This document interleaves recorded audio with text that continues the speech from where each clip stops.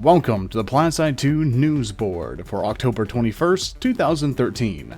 Today in the show, we have the Operation Make Faster game videos, new Halloween items are being added to the game for the Halloween season, and the World Prix series have been extended due to the changes. With that news and a little more, let's get into it.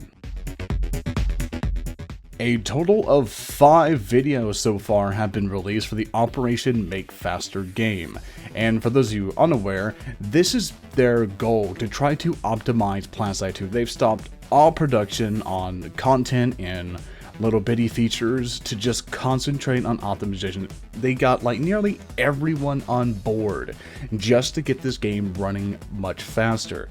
And I'm very happy. I'm very happy that they are aware of it.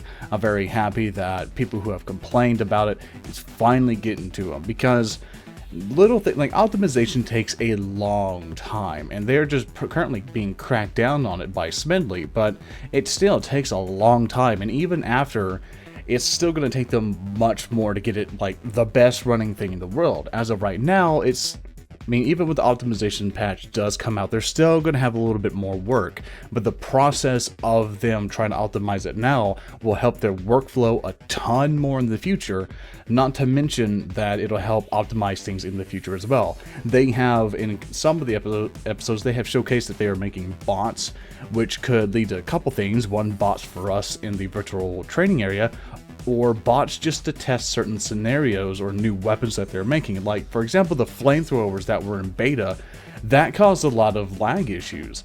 And with these AI, they can just put the flamethrowers on that AI in large amounts and see where the lag spikes are and optimize it that way. That'll be so awesome. And it'd be also good for us, because the people who really wanted moving air targets in the sky, they can probably put AI into the game now and put those flying AI or flying mosquitoes or whatever in the sky for people to shoot at. And for me, that seems like a very awesome thing, and I'm really hoping that that benefits us as well, along with the developer's streamlining process to optimize things. They are also combining a lot of stray objects into one big object, so it won't take as much memory, and it'll be much faster to load it. Because say, for example, that you're walking down a road and you see a couple crates on the side of it. They're kind of stacked on top of each other, but in reality they aren't one single object. They are like 2 objects on top of each other, and you're having to load each and every single one of them.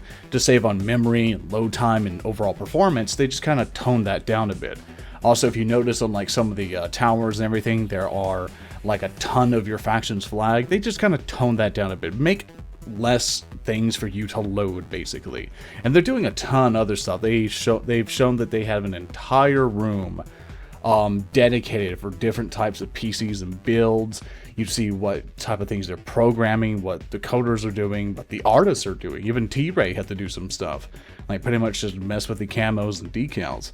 So everyone is doing something, and for those are the people who just cannot like help in the optimization at all, they're working on their other stuff to like get us some decals, get us some like cool models or whatever for like Halloween stuff, and all sorts of little things like that. Just other things that they can do if they cannot contribute to the optimization. And of course, a lot of people are like, well, not everyone's working on it. What about the artists? Send them in, let them do stuff. Like, they're trying to help where they can, but they don't know the know-how that all the programmers know. They don't know all the know-how that the game designers have. They're doing their best. I mean, just give them time. Not everyone knows the inner workings of how a game company works, or how the office space, or how they manage their teams to do this or that. We don't know. None of us here have ever worked there. So just give them a chance, be patient with them, and I'm really excited for the optimization patch, and I'm very proud of them. I'm very proud that they are cracking down on this. Next up, we have the new Halloween items being added to the game. They're basically only really cosmetics like hood ornaments, decals, camos, and some new horns for some of the vehicles. And they're pretty much all, Halloween themed. It is Halloween.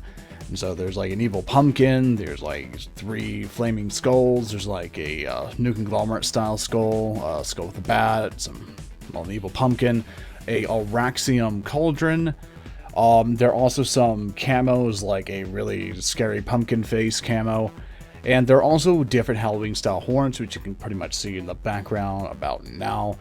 And I'm glad that Planetside is adding some like holiday style items to the game. For the question of are these only available during the holiday that they're representing, I think it's going to be the same like the 4th of July and the St. Patrick's Day one, where you can only buy it at that time, but after the holiday you are not able to buy it anymore. But you can still use it, like with a flare gun. I can still take out the flare gun and use it, but no one else can purchase it right now until 4th of July rolls around again. So in that case, I would assume that's it, but I haven't heard anything. I've tweeted devs, asked them on Skype, I've looked around on the forums, and I really can't get a definite answer. So just naturally assume that you can only buy these during the Halloween time, and you can still use it after, but you cannot purchase these after the Halloween time. Also, for a side note, there are additional camos and player studio items coming into the store as well, so be sure to save your money before you buy any of this, and see if you can afford it, because I'm pretty sure they are going to be a tad bit pricey. And finally, the World Prix series has been extended to 1 week, mainly because they're changing how the point system and adding some UI changes. Now you can see this effect where if you hold down the tab button on your keyboard while you're in game, you'll see points gathered daily for your empire that goes into the season points overall for that entire season. And you can also see how many points your empire has gathered for the entire season. So it's nice instead of just going to the website constantly and alt-tabbing, because everyone knows Planetside 2 likes to crash now at this current time. It'll be fixed later, that it sucks when you crash and everything while you're doing an alert or something. But now you'll be able to just pretty much see how well your empire is doing in game. They have also added where regions on the main overall map will also showcase how much they are worth. Basically, like, how much would this territory be worth if we captured it? You might want to get like a 50-point one compared to like a 2-point territory. Because the point increases the longer you hold it, so that territory becomes more and more precious. And so it is good for tactical wise to figure out what points you really want to attack, so you can increase your faction's overall score. Now, and speaking of score, the scoring system has changed a little bit, or pretty much the scoring thing in some aspects. Basically, they kind of fixed the problem with lower populations, because every single continent is not like full maximum population all the time. Some of them barely have people on it, and sometimes it'll just get like a whole bunch of people. And it really sucks when people start to ghost capping on those empty continents, because it was kind of unfair to people who only play in the daytime, where nighttime outfits would just come out and just ghost cap nearly everything with little to no resistance, and then they just gather a whole bunch of points. They fixed that by adjusting the amount of enemy presence and adjusted the point value depending on how many people are there. So like, say if only like me and another guy are there versus like 48 other people, they're not going to get a lot of points from that territory. They're basically ghost capping it at that point and making sure me and my buddy are not able to do anything. But if it was just like a full platoon versus full platoon, that point becomes a little bit more valuable and keeps its full value. So ghost capping has barely any effect to the overall score of the season.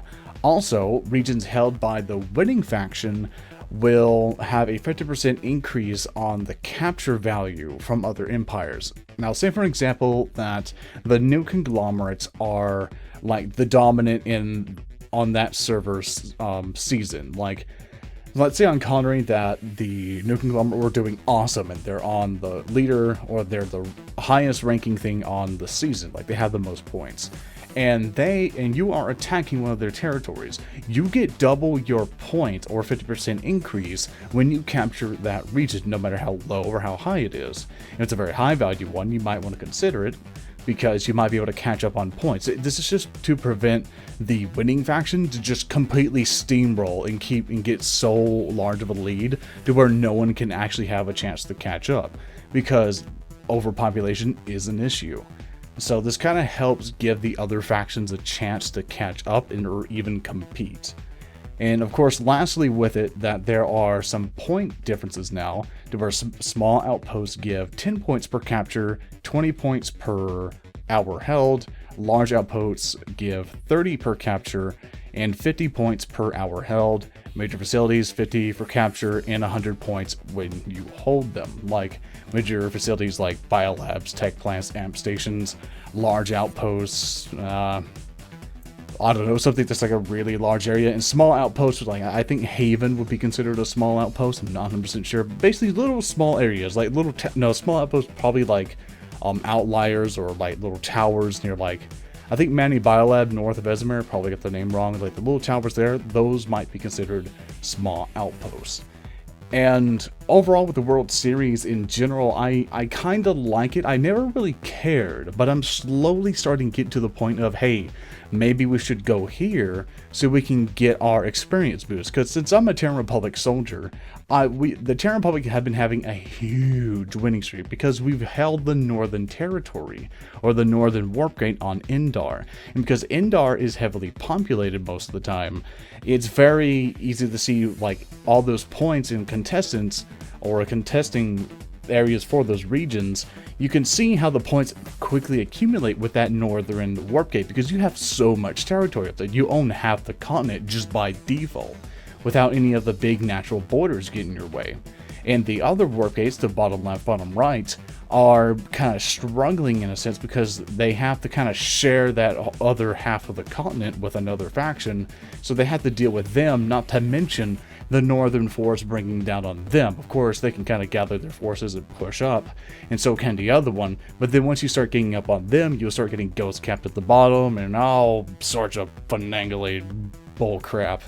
But overall, it's good to see that they're kind of adding this whole ghost capping, or how many people are in an area point system, because it really sucks when night shifts just ghost cap everything, and also sucks when there's some bases that you really can't defend because you just don't have the men, because you have to take care of like 2 really big armies. And it's nice to know that they won't get that many points just from ghost capping you, or trying to go around your entire army on the ladder system and trying to ghost cap these little far off territories.